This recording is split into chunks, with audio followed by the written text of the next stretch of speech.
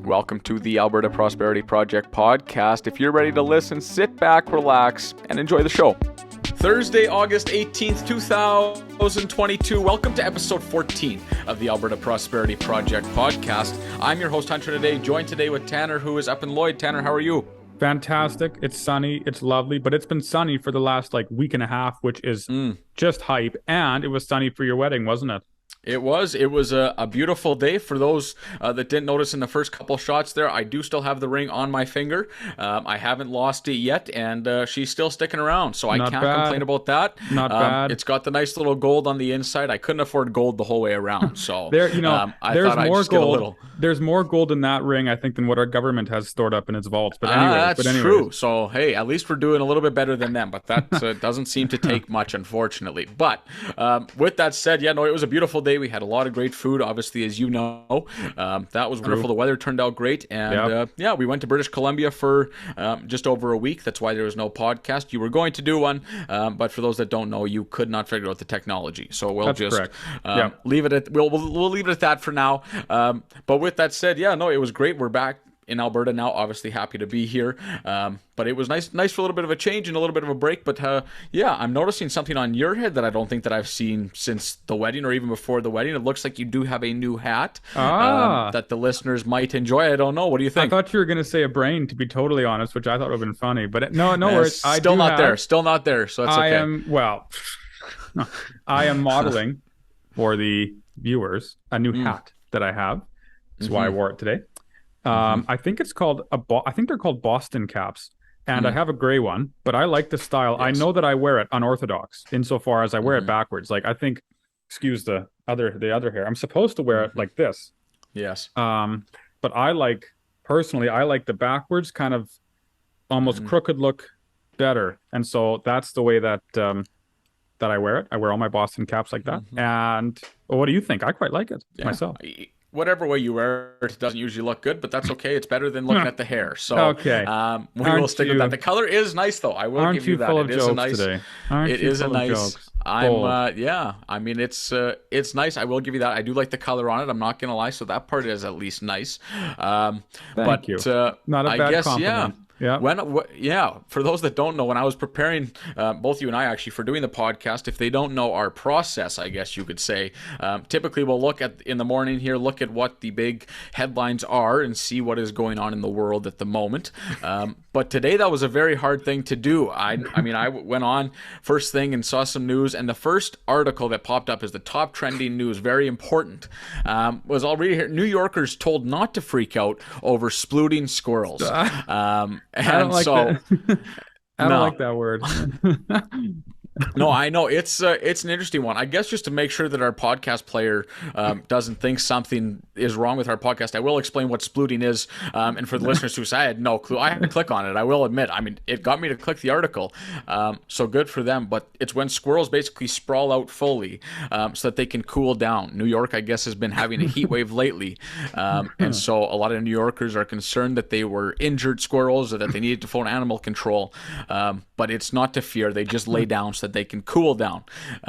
Sick. So those squirrels are just vibing, hey? That's it. I'll put a little picture of the one that they used in the article. I think he looks kind of cute, actually. I don't really like squirrels usually, but this one is pretty cute. I will give him that. But squirrels just vibing on the sidewalk. Good for him. I respect it. I respect any animal that can, basically just, take a day, take a break and just sun out, right. That's right. They're sun tanning, just like the gophers that we see in Alberta. They're doing something similar, and they're just looks like they're having a really, really fun time. But with that said, I finally got to the fourth page of Google News when I finally found an article that might be decent to use. And the headline of that is that inflation in Canada falls to 7.6%, the first slowdown since June of 2021. And so I guess with that said, we're kind of going through a period right now where the government tells us it's okay, we're all good, inflation's going down, we've got it under control. We just bought groceries since we just got back here, and it didn't seem like it was under control, but that's okay. That might be just because we just got married too, I don't know. But with that said, I guess I'll ask you from an economics perspective, and that is, obviously we're hearing that it's down. Is it actually down though? Like, is that something happening? Is it actually down? That's a good question. I think first you have to discuss what inflation actually is, because our government is so good at deception. The fact of the matter is government is bad at a lot of things, but they are good at deceiving the citizenry. That's one of their talents, if not the talent they possess. But what's inflation? So I have a book here, and it's it's for sure top 3 favorite books that I've ever read. It's The Abolition of Man by C.S. Lewis. It's a series of lectures he gave, 3 lectures, and it discusses exactly that. It discusses the abolition of man and how, well, in my opinion, the Great Reset and like WEF, they'll be the ones to initiate it. But nonetheless, I have a book here, 1 copy, Abolition of Man. Because I love that book so much, and because I think it's so wise and there are so many truths embedded in its pages, if I lost that book, if it was my only copy, I actually have more than 1 copy, but if I only had 1 copy and I lost it, I would be just heartbroken. I have assigned myself to this book a significant portion of value. I think this book is valuable because it teaches what's true, and I like it, and I like to read it, and I like the way that Lewis writes, and I like all of these things about this book that, to me, has imparted value. So it's a valuable book. If I only had 1 copy, and if I lost it, I would be just devastated. I would look for it. I would call in favors. I would do this and that to try and find that copy of that book because it has a lot of value. Now, suppose that behind me, and in the storage room, and in the washroom, and in the bedroom, and in the guest room, and in the garage, etc., I have amassed a fortune of these books. I have hoarded billions of these books. Let's say I live in like a really, really, really big house. Anyways, so let's say that I'm hoarding, 10 billion of these books. And I have exact same copy. Nothing about them are different. It's just the exact same.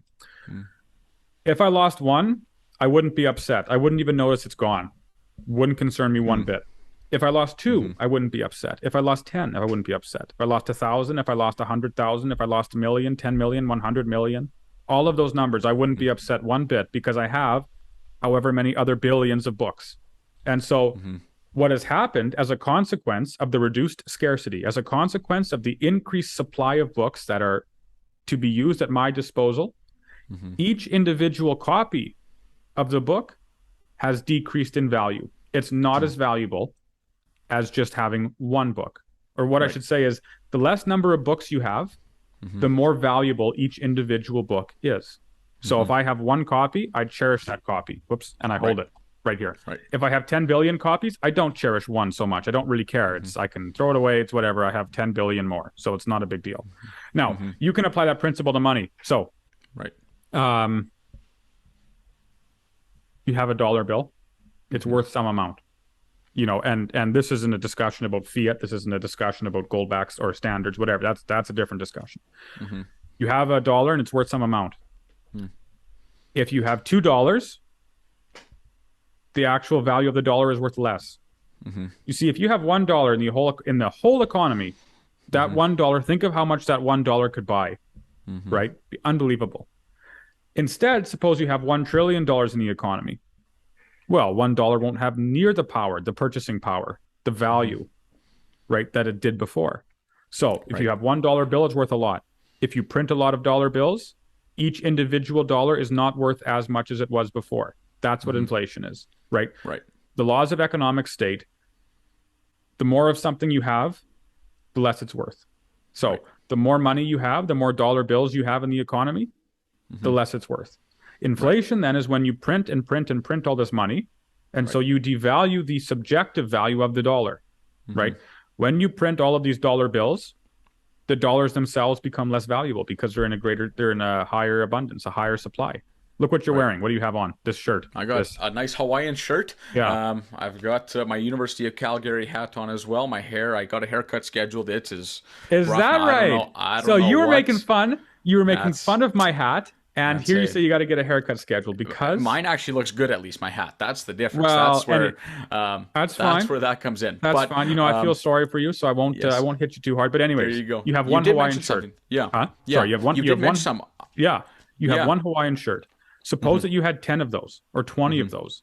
If one was ripped, it's not a big deal, right? Yeah. Oh well, what are you gonna do? You got 19 more. But because you have one, right? To you, that's more valuable. And so inflation then is when you increase the supply of something, in this case, money, and it becomes less valuable. So that's what inflation is. Now, has the CPI decreased? Probably. Sure, seems that way. Granted, the federal government is the one who reports the numbers for the CPI, and I don't trust the federal government. I think rightfully so. But nonetheless, it probably has, because the price of gas has decreased and, other goods have decreased. Although, did you mention already that the price of groceries has not? I will. That's so in the article. I know that we were talking about this a little bit beforehand, but obviously the headline itself was just that inflation falls 7.6, and I'm reading from a CBC article that I will also post in the notes as well. But it mentions that gasoline has gone down. We're seeing all these decreases in the CPI, but they mention that actually, even though the cost of gas declined, prices at grocery stores have risen at the highest rate since 1981 to 10% year over year on average, with some goods that are not included in the CPI, such as fresh fruit, non-alcoholic beverages, and bakery products are up 14%. And so all these things that aren't included in that, which they use to calculate inflation, obviously make for a little bit of a I don't want to sound sinister, but it might be that they're trying to, not give the correct numbers on exactly everything. Yes. And so precisely. I guess, so with that, obviously, with the government measuring inflation based on this CPI, I might ask you then, I know that you mentioned before a little bit about how it actually is just the creation of more money and injecting more money. Is that how inflation actually should be measured, or what is the proper standard from an econ perspective? So you can talk about CPI for a moment. So the way government measures inflation, and the way, I guess, as a consequence, the Bank of Canada measures inflation, is they take one good. Let's say it's a cup of iced coffee from Tim's. You take a pair of glasses, and I don't know, you take another book I have by Lewis, Mere Christianity, which is another good one. And you put them all together, 1, 2, 3. You go to the general store and you go to the checkout and you say, here are these goods. Can you ring me up? And the guy does, the cashier does. And let's say your bill equates to $100. That's what the price of all three of those goods are. Sure. Then suppose that you go back a year later and you buy the exact same goods, right? Or a month later, whatever. You buy the exact same goods, exact same location. Everything's the same except for the date. And you go to the cashier, you say, ring me up. I've got the three goods again, the book, the glasses, the cup of coffee. And he does. And it turns out that the price is now $120 for those three goods. So what's happened, right? The prices have risen because all else equal, the value of the dollar is worth less than what it was last year, right? The value of the goods haven't changed. And so in order to actually recapture, or what's the term? Recapture works. In order to recapture the value that the producers placed into those goods, in order to reclaim the value of the good in trade, they have to raise the price because the dollars aren't worth what they were last year. So that's what that's what the CPI is. And so what the government's measuring right now is they say, well, I took a look at that basket of goods, and it turns out that this month, it cost me less to buy those goods than it did the month before. And so the economy is, or the inflation rate is at least slowing, or it's, coming down a bit. That's what they say. Now, your question, is that the appropriate way to measure inflation? In my opinion, no, right? I think that CPI measurement is, well, first of all, I think it's incorrect, but it's certainly imprecise, right? It's exceedingly imprecise, and it's deceptive, right? It's extraordinarily deceptive. And here's why. Okay. So government measures the CPI. They're the ones who report on it. But it doesn't pay government to report a high number, right? Suppose that you're an individual in government. Say that you're, what position would you want? If you were in government, what would you be? I'll be the, I can't remember the whip person or something like that. You gotta be a minister. I'd say you could be. I will. You could be minister of, I was going to say minister of fashion, but after seeing what you're wearing today, I don't think that's all appropriate. That's fair. Wouldn't surprise me if there is a minister of fashion. They probably actually create that. They probably do have one. They probably do. Anyway, so you're the minister for something. Yes. And you need money to operate your position, to operate your cabinet, or not your cabinet, to operate your position, and all those bureaucrats beneath you. Now, government is very good at spending more than it takes in, right? If you and I spend more than we receive, we're broke. We go broke. We go into debt. And then, nobody's happy with us. If government does it, it's, what are you going to do? It's just the way government operates. So they're bad. They're very bad at not budgeting correctly. So what they have to do is they have to, create some money. They have to make some money. That increases the inflation rate, right? Mm. But you also need people to buy. We're trying to, we're trying to keep it as simple as possible. Mm-hmm. But in order for you to create money, basically people have to give you money. You trade them bonds for money, but that's complicated. In order for you to do that as a minister, though, you have to give them some assurance, and no investor is going to invest if it looks like government is going to default, on their previous loans. You don't like that, right? Because you need the money. Yeah. So what you do is you underreport the CPI, the inflation rate, because if inflation is high, right? Well, it tells investors that the government isn't responsible, right? That it's more likely to default, that it's creating this massive mess, basically, and that it's maybe not an ideal time to invest. You don't like that.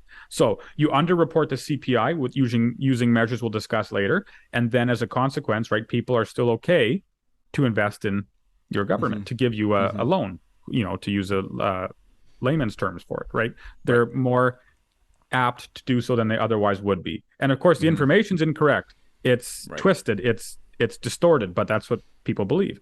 Now, you also can't say that there's 0% inflation, though, right? You can have zero inflation, but you can't say that right now because there obviously is inflation because the prices of goods are much higher than they otherwise would be. Or there's obviously price inflation, right? Because the prices of goods are higher than they normally would be. So you measure that CPI, it's undervalued as a consequence, right? To keep your own personal self-interested desires in check, to keep them chugging along is the term I'll use. Right. But it increases all of this uncertainty into the market. Now, the way that you, for example, deceive people about how high the inflation actually is you leave some important goods out of the calculation, like housing, right? If you had, so housing's not in the CPI, the cost of housing. If you had included the cost of housing in January or March of this year, think of what the actual numbers would have been. Right. The CPI, right? Double digits, would have been like high, right? Like stratospheric. But of course, that would cause a huge panic. And so they keep that, variable out of the calculation. But more than that, and this to me is the real issue, the CPI calculates price inflation. And price inflation is not the same thing as actual inflation or monetary inflation, right? Right.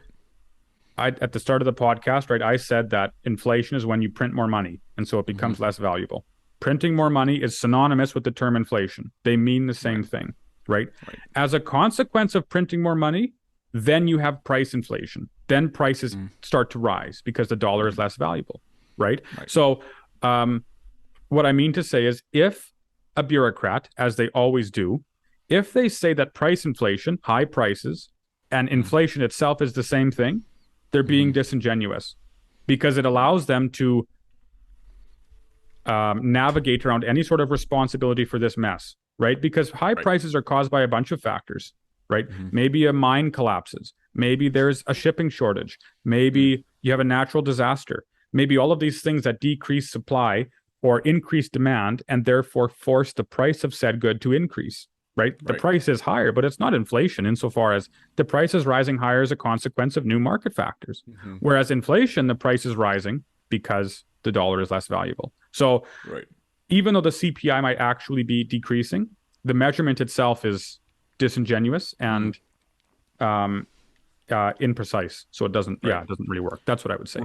Yeah. Right. So then I guess a follow-up question on that, and one that often people I think have a right to be concerned about, is how can we actually ease inflation, right? I mean, what is the final solution to this part, I guess? Is it very difficult to ease inflation? Like, I mean, I know that oftentimes we'll hear and see on the news articles, it's not the government's fault. It's not anybody's fault. It's all these world global factors tying into it. Not true.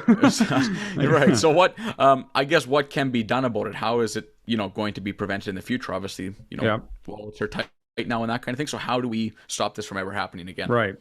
So the monetary inflation is the government's fault. It's only created in one place, and that's government, and that's it. So let's go back to the book example. I have 10 billion of these books. So they're not worth very much. Each individual book is not worth as much as it would be. How would you make an individual book worth a lot? What would you do? I'd start having a lot of fires and using the books to start those fires. Right. You would destroy the books. Yeah. If you took the supply of my books, the 10 billion books that I had, and if you destroyed them, right? If you burned them all up in a massive bonfire, and left me with just one or two books, all of a sudden the value of this book, of this individual book, looks like this, right? It increases literally exponentially if you burn it all at once. So if you want to decrease inflation, if you actually want to combat inflation in this economy, you have to destroy money. That's what you have to do, right? You have to destroy M2 is what it is. Right. Not all of it, of course, but to a large capacity. You have to destroy this money from circulating in the economy so that the individual dollar begins to rise in value. So how do you do that?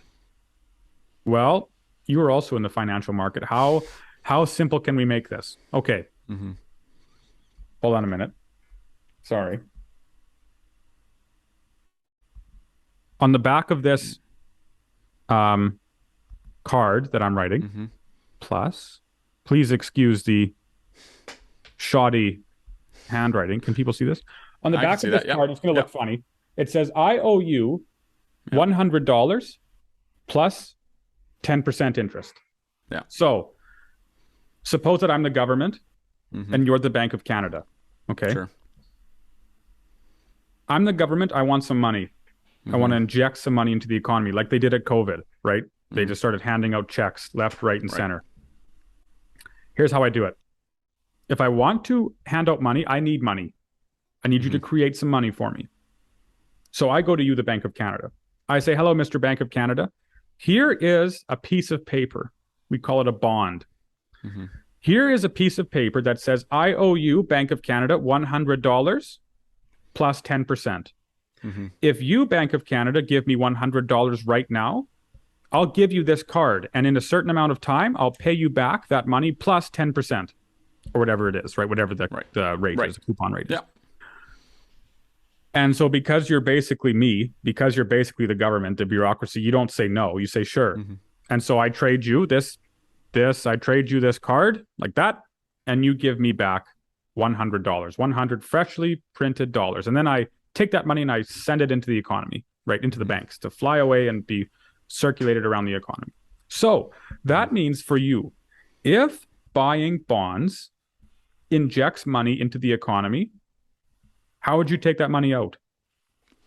Have to buy back those bonds. You sell the bonds. That's right. You buy, you sell them back. Yeah, same thing. Yeah. Right. You sell the bonds. So now you have the card. What you do to take money out of the economy, to destroy money, is you go, hello, whoever, bank, government of Canada, etc., whoever's selling the bonds or whoever's licensing the bonds. It is now time for me to collect. Here is the bond. Give me my money. I want cash, right? So you give it to them and they hand you back cash. And then you can take that cash, Bank of Canada, and hide it or destroy it. See, we're talking about economic terms. Suppose that you printed $1 billion, but you put them on the dark side of the moon. Sure. Well, in an economic sense, those dollars were never created. They don't exist. They do in reality, but in the economic terms, they don't, right? How much oil did we have in Alberta before, when was the first well drilled? I don't know what it was, early 40s, whatever it was. Findo. How much oil? Yeah. And, so here we are in Alberta, early 1900s. And of course, now we're sitting on an ocean of oil. How much oil did we have before, when was the first well drilled? Sorry, I'm putting you on the spot. Oh, no, that's all good. 1902. Before 1902, how much oil did we have? And you'd say, well, we have hundreds of billions or whatever it is, hundreds of millions or billions of barrels or whatever it is. But the answer is, from an economic perspective, we had zero. We had no oil. Right. No one knew we had oil, or no one cared to drill for it. We have more oil today than we did in the 70s, because in the 70s, we didn't have the technology that we possess today to access previously remote ponds or oceans of oil, right? We have more oil today from an economic sense than we did 40 years ago, right? So the same is true of money. Insofar as if you take the money and you hide it out of sight, you destroy it, then it's as though it was never created. So that's what the bank has to do. If you want to stop inflation, you have to take money out of the economy and you have to destroy it, whether you actually do destroy it or, whatever. You have to take money out of the economy by going to people and government and saying, it's time to pay up. I need cash. And you bring it back, right? That's how you do it. Is it going to hurt? Oh, yeah. It's a tragic fact. It's a sad fact. But you can compare it. And again, we don't drink, so I don't quite know what this is like. But when you're it's Friday night, right? Summer, so you're partying, and you're maybe engaging in a little bit of you're consuming a bit of gasoline, a little bit of ethanol. Yes. And as the night wears on, you consume a bit more, and sure enough, you start feeling pretty good. And the night, you're dancing and all that stuff. But then the morning comes, and the gasoline decides to leave your system, and it has to leave your system, and you don't feel so good, right? You feel like garbage. But it's a necessary consequence of that overindulgence of the night before in order to become healthy. You have to endure a hangover, become sober again. So right now, you could say the economy is drunk in Canada. It's drunk on inflation. There is going to be a hangover period, right? Where as a result of the deflation, as a result of destroying money, people will hurt, right? It will hurt. It's tragic, but it has to happen. So you need a strong leader in a position of authority to ride out that storm, because there will be yells and jeers and all of these things saying start printing again. Which is for a lot of guys, it's persuading, right? But anyways, so there will be a hangover period, but then of course, as the day continues on, you begin feeling good. And so there's going to be a period where it's harsh and heavy, but then you rise back up and then you level off, and then reality sets in again. So, will there be some, like a pinch? Yes. Yeah, there will be. But again, it's a necessary consequence. Finally, you have to ask the question, and I haven't done enough research on this yet. Maybe the listeners they can do the research. It should be asked if the government, or when the government, if the government is now going to the Bank of Canada and saying, print me money in order to pay back the bonds that are already matured or are maturing. Because if that's happening, then that's like, oh boy, we're in big trouble, right? Like, I have no doubt that at the present rate, we'll start printing money just to pay the interest on the bonds. That wouldn't surprise me one bit, right? That seems to be inevitable, which is devastating, right? The problem with the Bank of Canada and the Feds is that they're really not independent, right? They're really they're two limbs of the same body. And so if one says, I need you to do this, the other agrees, and they just do it. So it's unlikely in the present situation that the Bank of Canada is going to go to the government and say, get repaying, because it would cause catastrophe. Like right now, we'd be in big trouble. So that's an issue. And it's, for me, like, that's the reason why we need independence, right? It's because we need you got to completely restructure the system so that, okay, whether you have a central bank or not, that's a different conversation entirely. I myself am a proponent of no central bank, but nonetheless, that's a whole nother podcast itself. Suppose that you had a central bank, just suppose, not saying it's the right thing to do, just suppose you had one. If you do in a new Alberta, you have to keep it separate from the federal government. They cannot be one entity, right? Because they both have to make objective, logical decisions, right? You have to do that. You can't make them. And how you do that, again, is another podcast. Maybe it's impossible to do. That's why you can't have a central bank. Either way, that's the idea, is that you cannot have bankers and politicians act as one organism, because if you do, they'll commit this, it's really fraud, right? This monetary fraud of printing money to pay debts, to call back debts. It's a big mess. So that's why we need independence, right? Because absolutely, the monetary system is a mess right now. In Canada. Yeah, absolutely. And that's, I think, gives a nice segue into encouraging people to join the Alberta Prosperity Project. For those that don't know, we recently started our road to 100,000 members. That is our newest path forward that we're going with right now. And so you can help be part of that mission and be part of that group of individuals. We are growing exponentially. And so it's so great to see so many Albertans coming on board and joining this project to help stop the madness that is going on right now. So with that said, if you want to learn a little bit more about how this actually can be accomplished, how it can be done, you can go back and listen to some of our previous podcasts. You can tune in for more of them in the future, or you can go right to our website as well. That's albertaprosperityproject.com. It's there that you can also become a member if you are interested in that. Feel free to also follow us on social media. We've got Facebook, Twitter, Instagram, YouTube, all of the above. You can find our podcast there, some video shorts, and just some more information. Be sure to just look us up, Alberta Prosperity Project.